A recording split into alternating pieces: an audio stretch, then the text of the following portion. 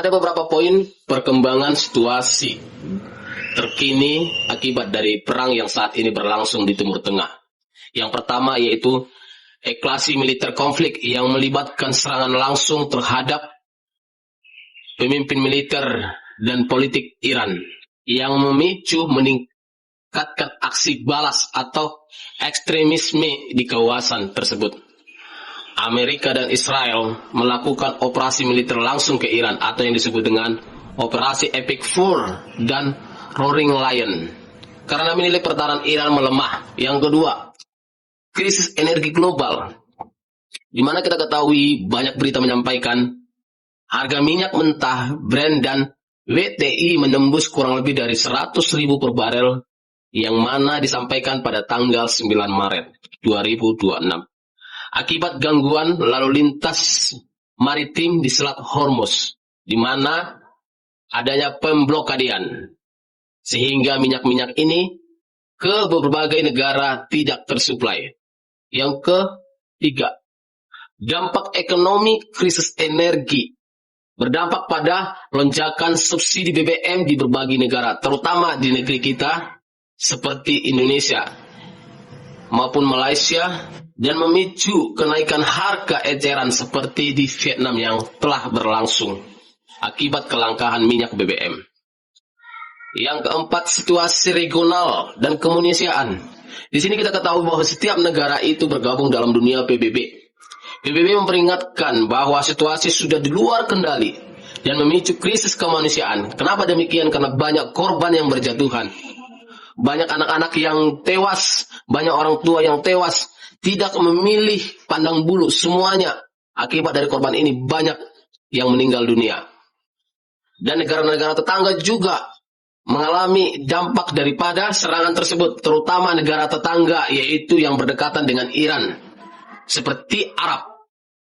Arab meminta kepada Amerika untuk menahan diri dari serangan Iran yang akan menyebabkan pemicu yang namanya perang berkelanjutan.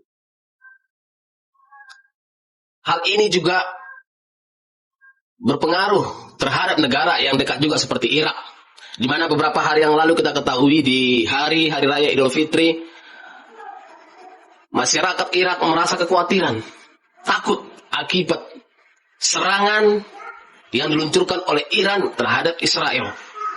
Takut terkena dampaknya. Kita ketahui bahwa ketakutan ini menjadi tertanam dalam diri setiap masyarakat. Bukan hanya kepada negara Iran warganya, ataupun negara Israel warganya, ataupun Amerika, tetapi negara tetangga yang berdekatan di antara negara yang saat ini berperang. Ada kekhawatiran yang sangat dalam, kecemasan. Dan kita ketahui juga, senjata-senjata yang saling menyerang satu sama lain, berbalas-balasan, bukan senjata yang biasa, tetapi nuklir, bahan-bahan kimia yang berdampak bagi kesehatan dan merugikan banyak orang. Baru-baru ini juga kita melihat bahwa gangguan ini juga dari akibat dampak perang ini, gangguan terhadap ribuan jemaat haji yang mungkin saat ini berada di Arab Saudi, akhirnya tidak jadi berangkat ke Indonesia, adanya pembatalan penerbangan. Nah, reaksi ini juga memicu reaksi internasional, di mana reaksi ini dikhawatirkan akan menjadi perang yang sangat luas. Artinya apa? Yang awalnya hanya Israel dan Amerika dan Iran yang berperang, ini akan memicu juga buat negara-negara lain, baik di Asia Tenggara maupun di Eropa, saling serang akibat daripada perang ini terpancing. Akibat dari perang ini juga, konflik ini telah mengubah peta global politik di Timur Tengah, menciptakan ketidakstabilan ekonomi dan keamanan yang begitu sangat serius. Dan kita berharap buat kerjasama yang kita dengar baru-baru ini, di mana Iran bersama dengan Trump menyampaikan akan ada penyelesaian daripada akhir perang ini.